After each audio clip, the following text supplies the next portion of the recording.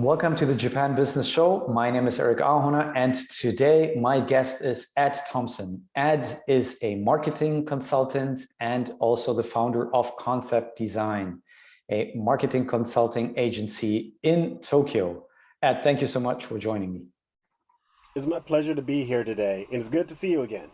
Thank you. Same here. Ed, let me just start and dive in right away. Since you're working with Japanese clients, you're working with US clients, what have you seen are the most common challenges in working in Japanese business environments, in your opinion? Well, I'll start off explaining a little bit about the specific part of the advertising and marketing world that I am in. We work with a variety of domestic Japanese companies and also multinational companies that are coming into Japan. And there is a very large difference between companies that are entering the market and maybe have been here 5 to 10 years and those companies that are here significantly longer. The key difference for marketing activities is how much input the overseas headquarters has on local activities. And what that usually means is that headquarters is responsible for making content, and the local operation has to take that content and adapt. So there are marketing agencies and advertising companies that specialize in this service that we call transcreation or translocalization. And this is taking things which may work in their original market but have to be adapted or transformed heavily to fit the local market. And so if you are a newer business coming into Japan, the first thing that you have to focus on is making sure that your story is told correctly. And that's where agencies like mine become a very essential part of the communications process. Whether you're doing website adaptation, whether you're doing press releases and public relations, or whether you're doing events and, say, channel engagement and marketing. So that's the specific area in which I find myself. Wonderful. Thank you so much. And what I would like to do is right now, you are in that position of being the founder of Concept Design in Tokyo, a marketing agency. How have you become the founder? How have you become a marketing consultant? What is your story in relation to Japan? Okay. So my story begins basically in the late 90s, early 2000s, and it revolves around an entry level job back when print was still a thing. And at that time, we were doing, I worked with a production house, and a production house in advertising speak, the name is as it sounds. They make things. And the things that they were making at that time were print catalogs for companies such as JVC, Kenwood, and these are large local Japanese companies which have extensive reach in the market worldwide. And we were responsible for making the overseas language items. So we would take the Japanese material, translate those into whatever language it was. We were doing English, German, Spanish, Arabic, Chinese, etc. I was overlooking all of these, and regrettably, I only spoke two of these languages. But we still got the job done because there's a process to it, and once you understand the process, the localization process, it's not that hard. So that was outbound, meaning that it was from Japan to overseas markets. And that was my first start in the world of advertising. It was in the segment of production, but it was something which was very interesting. And during the latter part of my job at that company, the internet started to become very prolific. And that's when I made the switch, because moving into the internet business, it might seem that, well, print media and digital media, there's not much overlap. But there's overlap in terms of certain types of skills. At the print company, I was a production coordinator. And I moved from, junior coordinator, senior coordinator, etc. But the word coordinator, it actually has a fancier name nowadays, project manager. And the internet business, because of all the different moving parts that you would have, the digital development that would need to take place while you're creating the content, whether it's for email magazines, whether it's for websites, other types of interactive programs, games, whatever. The one thing that you always needed is someone who could manage the product or the project. And so that was where I found myself getting more heavily involved in. And as a project manager, there are other similar types of roles. For example, producer. A producer is basically a Uber project manager. Their job is to just make sure that they get things done. And there's a certain dynamism that goes along with that.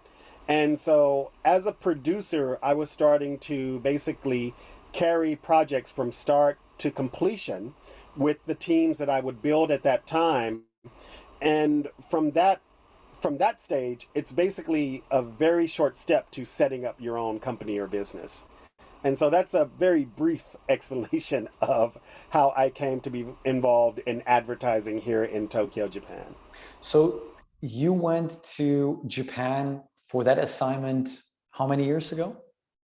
So I was in Japan. I came to Japan originally as an exchange student. Oh, there you go. I Okay. was from the University of Texas. So I'm born and raised in Dallas. I went to the Hmm. University of Texas, and I was on an exchange program first in the mid 90s.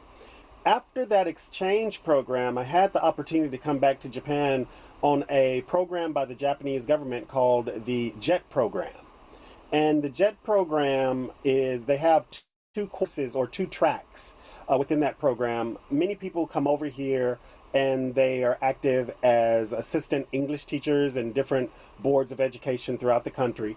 Those of us who have a certain modicum of Japanese ability, and I had that because I was on an exchange program close to a year, we're usually assigned to different government offices. And so I was originally here working within Chiba Prefecture at the Chiba City Hall. And that experience working here for 3 years and deciding that I needed to do something more, something that was outside of the standard bureaucratic operations, that's what led me into my first career here in advertising. So so there were about 5 to 6 years before that, before I went into print production and then launched into internet advertising. Makes sense. Makes sense.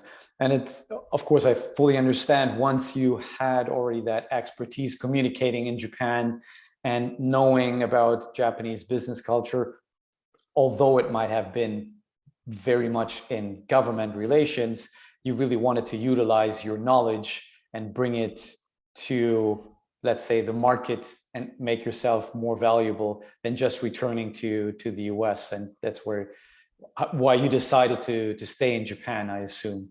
And when you were in print, I found that very interesting because you mentioned that transition where you could sense that print was slowly dying, and you decided to make the jump to digital advertising. Do you still remember when that was? You were in Japan as well, if I remember correctly, or were you Yes. somewhere else? Yes. So Mhm. so it was around the late 90s. And so 98, 99, and at that time I was trying to determine, well, where should I go next? What should I do next? I could go to China. People were talking about how the Chinese market would eventually open up. There were other options on the table. For example, some people were referencing Korea, but Korea didn't quite have the economic development at that time. And so I was looking around at next steps, and there were, even when I thought of China, there were other things going on in the greater market where that might give you pause. And I remember the thing that gave me pause about China was reading about how McDonald's was planning on opening up a restaurant in Beijing, and then for whatever reason, their application, their permit, or their license was denied by the local government. And it seemed like it was totally arbitrary and unreasonable, that the reasons for doing so didn't make sense. And I had already experienced a lot of cultural adaptation myself, getting used to Japan, and looking at China as an option, but hearing of these different types of things that could arbitrarily happen in the market to a large global corporation like McDonald's. That's McDonald's. What could possibly happen in my case if I took that jump? And so that helped me to remain here in Japan. But there's actually something a little bit even deeper than that. So that was in the late 90s, and then I went into the internet business here in Japan. And the internet business here in Japan at that time was very hot. A lot of different developments were going on, and Japan usually follows global trends by about 1 or 2 years. So things that we see that are very significant overseas, we'll see them happen in Japan sometime later. That cycle is getting much smaller, but you would still see it. There's always a bit of a delay. So in the States or other places globally, you would see the internet, and they would have the boom and the bust. And so our bust in Japan came in the early 2000s, and that actually was one of the reasons why I wound up staying in Japan the first time. So there was also a Because dot-com bubble in Japan. there was a huge .com bubble in Japan, and long story short is we missed our exit. And so that is one reason why I remained in Japan at that time. But the other reason, something that compounded my decision, was I was thinking of going back to the States. The States had its .com bubble burst about a year ahead of us. So I was calling back to the States and asking friends, well, what type of opportunities could I find in the States? And most people were like, don't come back. Oh, really? Yeah, don't come back. Whatever you're doing, just stay there and do it. Okay, well, I guess I will do that. And so, in a strange way, this has actually been the story of my career here in Japan. I've been trying to get off the island since I got here, and I haven't been able to do it. It's almost like the TV show Lost. And so many people in Japan who've been here a long time, we will usually use that as a metaphor to life here in Japan. Once you come to the island, even if you leave once, you'll probably be back. It's just a matter of time. I agree. I definitely had to fight hard not to go back to Japan. I had many very good offers, but Mm. I worked in construction machines, in the construction machine industry. Prior to that, I had a couple of internship opportunities also at NTT Docomo back then when iMode was still big. And I have a question to you about iMode, where you were talking about trends in Japan. But I did decide that I still wanted to explore the US after spending over 10 years in Europe. So I'm in the US for 7 years now. And I have to say, I do remember those times when it was very tempting to stay in Japan. Now I think it's also easier, and there are more foreigners in Japan. But I remember, if you were there already before the year 2000, you must have been very exotic on the labor market, especially in your niche where you were working, because it was not that common to have foreigners working in Japan, except if you were working for a major foreign corporation. Then that was more likely. But I still do remember those times. It's very interesting that you say that once you are on the island, it's difficult to get off it. Yes, and it's difficult to get off, and you will probably wind up coming Yes. back. And so, another interesting thing about what you were just talking about, the labor market, and so there is always the question of what type of opportunities are available for you in the labor market. And so Japan is a very interesting country in the sense that when you meet a lot of Japanese people there, they actually have a certain amount of English ability, but it may not be spoken. It may be written. And so, what a lot of people, the capacity that they wind up working in, it doesn't matter the industry, is being the voice in English for a lot of companies or operations. That's definitely the way it was in the late 90s, even the early 2000s. One of the things you started to see happen in the 2000s is because of the uniqueness of Japanese culture and how it appealed to quite a few different people worldwide, you started to get more and more interest. And so that helped contribute to more and more foreigners coming to Japan, working here from many, many different types of companies, not just, say, North America, but from Europe, from Africa, from other places in Asia as well. And so these different types of, or this change in the population and the demographic of the international population in Tokyo, that has only accelerated even more once Japan got its Cool Japan program off the ground. And of course, that included animation. That's what most people readily recall. But Japan also tried with music, also its culture, including food culture. And one of the things that a lot of general consumers don't understand is how much effort the Japanese government put into trade shows internationally, taking major Japanese corporations with them, trading companies, etc., people who did import export restaurants, and at these trade pavilions, making sure that a full-bodied experience for Japanese cuisine was presented.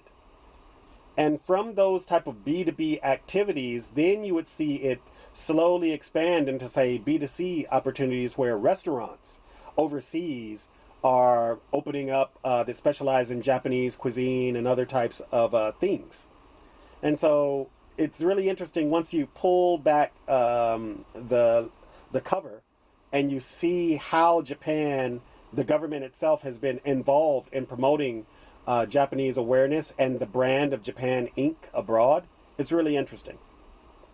Absolutely. And I would love to come back to the topic of Japanese cuisine and its perception in the US and worldwide. And I think I just recently saw one of your LinkedIn posts where you were at a wine tasting event. I don't, Yes. yes, but I want to come back to that. My question was in relation to what you had mentioned before, where Japan is behind the global trend, or mainly the US, maybe sometimes European trend, 1 or 2 years behind. What I recall, at least at the beginning of the 2000s, it was still Japan was leading in mobile phone or mobile technology.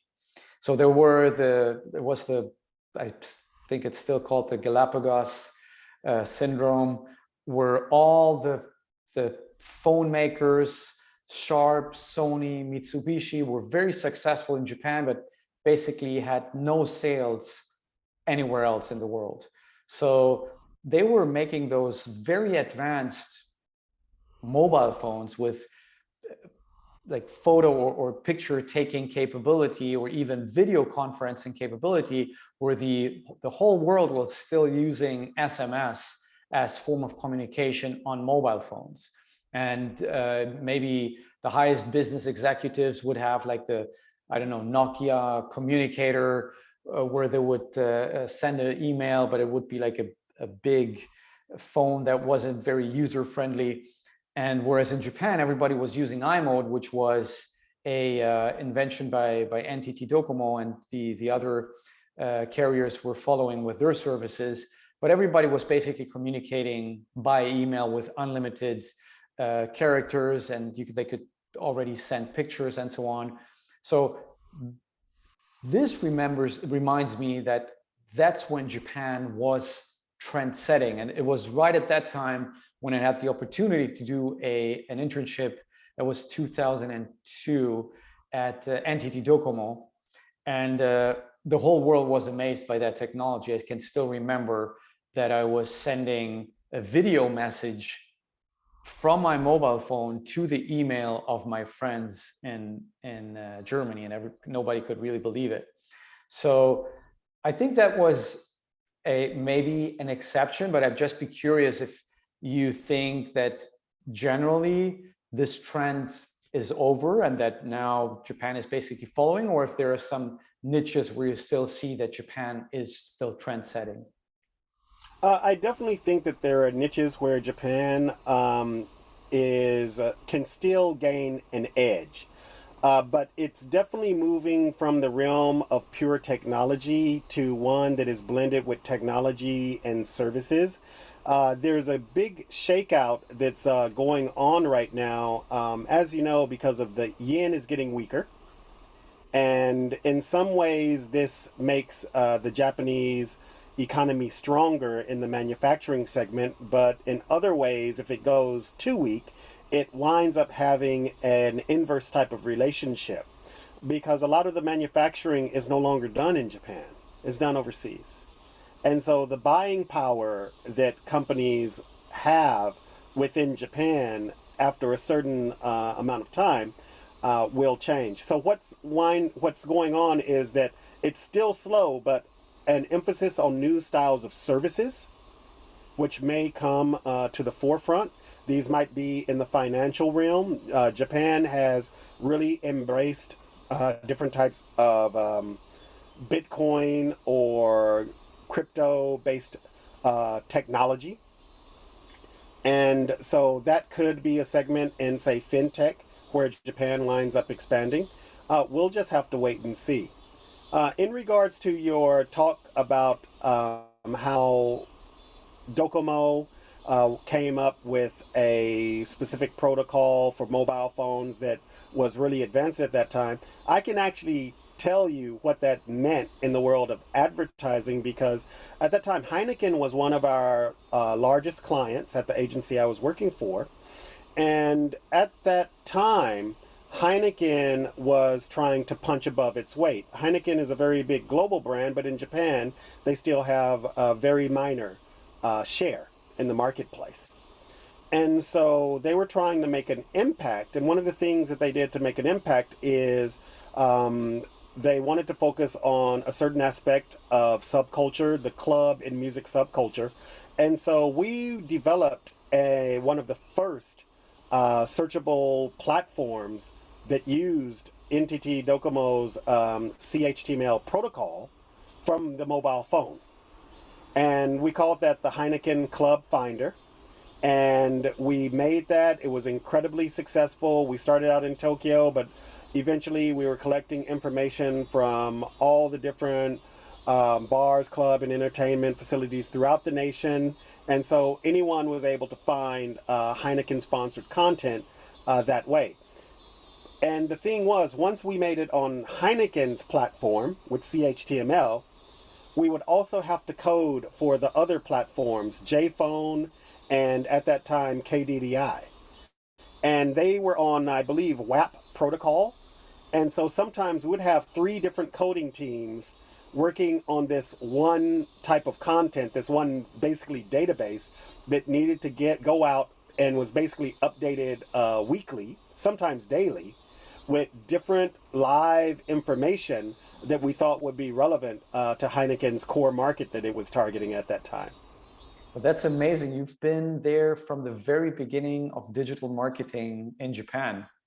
You've experienced it basically from the times of iMode, Easy Mail, and I forgot JPhone's service, but Yes. that's amazing. That's amazing. So let me ask you something more personal, since you've been working with many different clients and you've been involved in many different projects, and I assume if you worked with Heineken, and you kind of were the cultural buffer between maybe Japan and the executives or the decision makers at Heineken headquarters, or maybe in Heineken in Japan as well. But what would you say has made you successful at what you do as a marketing consultant? I think one of the key things for any business that's coming into the market here is to understand your positioning. There are certain people somewhere. This is the whole thing about marketing. There are definitely people who want to talk to you who would be happy to hear about your services. The whole issue with marketing is that you never know who they are, so you have to use marketing and advertising to try and find. One of the core things is basically to be sure of your positioning in the marketplace, and that takes away a lot of the useless effort that your company might be engaging in. And so, with companies such as, say, Heineken and other multinational brands that I've worked with over the years, we have a service that they need. What is that service? The service is trans creation. They still report to a global office. A large part of their employee base might be international. They come from overseas. They're trying to target the domestic Japanese market. And we are positioned, I mean, our service offering is basically fine tuned towards that. And this is true for other larger companies that we've worked for, Microsoft, Dell, Simnatech, Norton, the Norton suite. And these are companies that have global mandates to do something within a local market. And they need a very specific type of assistance. It's not just translation. It's not just making something locally in a language. You have to make it thrive in that local language. And as a communication specialist, that's really the position in which I sit. Great, amazing. I'm sure working with so many different companies, is it mostly from food and beverage? Is that your target client, or is it also in other industries? We are basically open to any industries. We're agnostic. And actually, what this is really about is the market ebbs and flows. And so at certain times, we might find that there is a large influx of people in the food and beverage industry. Other times, it could be B2B. For example, I've recently had quite a few B2B clients who need our assistance. And they might be interested in trying to do media outreach or do channel outreach. And so public relations is many times key to that. And it could be support for trade shows, support for seminars, creation of original content that is going to have the right type of impact in the Japanese market. And so it's very wide, and rather than focusing on a specific type of industry, I've really, and this is also back to the thing about positioning, I've tried to make sure that we can assist in the right spheres. And so I am not just a web agency. I don't just develop websites. I don't just do PR. Usually what I try to focus on is promotional campaigns that are tied to a very specific business strategy.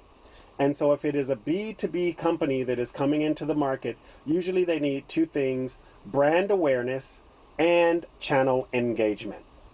And if you can plan these activities well, then you have them in sync and the impact is much greater at that time. So that's really what I try to focus on, as opposed to specific industries. And so if anyone from a specific industry comes, I have the right toolkit to assist them. That makes sense. In Japan, you usually don't talk much about failure. I think that's what I've learned. You try to avoid mistakes. So you try to keep the risk low, and therefore avoiding mistakes. Japanese are usually more risk averse. But nevertheless, I would like to ask you if you are, or if you have in the past experienced any kind of failure that was in relation to Japan, maybe working with a client, not necessarily, and what you've learned from that. Oh, I have stories. And one of the things that I'll start off with saying is in any market, one of the first things that you realize is that the work is not the hard part. The work is not the hardest part. The work, um, the thing that is extremely hard is the people. And so there are several projects in the past where you're working with cross functional multinational teams. Everyone who has just a bit of work experience recalls what a cross functional team really is about. The company doesn't have the right resources. Either they don't want to invest in the right resources or they just don't have the right resources. And so they are making a hack. That is what a cross functional team is. And cross functional teams are incredibly hard to pull together and to make sure that they operate. There are people from different divisions you never heard of, you've never been involved with, etc. But that becomes incredibly more complex when you have cross-functional multinational teams, cross-functional bilingual teams. And when you have these teams both on the agency side and on the client side, you are just setting yourself up for certain types of difficulties that you have to be aware of. And if you don't pay the right type of attention, things will get difficult very quickly. So, one specific example of that is there was a major learning platform that was focused on children that was coming into the Japanese market, and they had a Japanese partner. And the Japanese partner was a major institution here in Japan, and they are trying to launch things on their time schedule. But we quickly learned that the way that their infrastructure was set up, because part of their deal was to host and manage everything locally, we were in charge of doing a lot of the digital adaptation, not just the content adaptation, but some of the digital adaptation as well. And we were dealing with a generational difference in terms of programming languages. And at that time, Flash was still very new, and there were still different iterations of Flash. And these type of programs did not behave well with the client's back-end systems. And so the team we had hired out even extra members for our particular team. This was one of the largest clients that we had at that time. And we were facing issues with burnout because the technical difficulties that we were facing, yes, they were significant, but more than those technical difficulties were the cultural difficulties that people were facing. And so when we would do exit interviews on why people were deciding to leave, sometimes suddenly, it was usually about the culture and the lack of the culture connecting. And there are different questions about this because you have your own internal culture as an agency, but you also have the client's culture that you are dealing with. And at the very back of that is the work that needs to be done. And so I wouldn't necessarily call that a failure, and I'll give you a reason why. I would not necessarily call that a failure because I have ran into this issue many more times after that. And so it's not a failure, it's just the cost of doing business. You will have to deal with this and get it done. That You'll sounds have to manage the cross functional teams, you'll have to manage your internal culture, and you'll have to be very aware of the client's internal culture and how you need to mesh with that. And sometimes the higher level management may seem that, oh, well, we've synced, this is okay. But the mid tier and the lower tier people, when they connect, maybe they are not syncing at all. And I've seen that many, many times.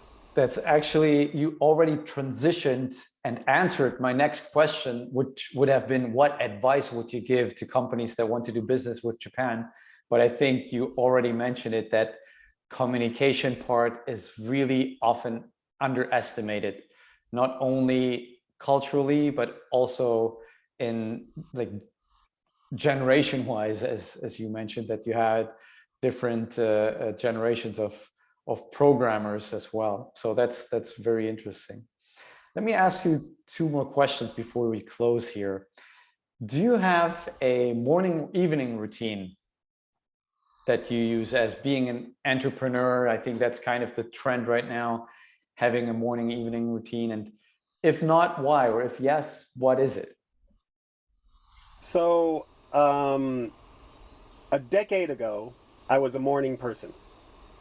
And so my day would usually start at 5, and I would wake up, immediately start working.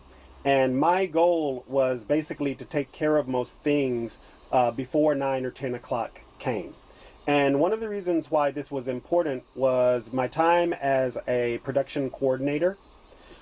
It was important to feed the people who came in later than you. When I say feed you, you needed to make sure that the designers, the copywriters, even the clients, they had the list of action items for that day ready for them.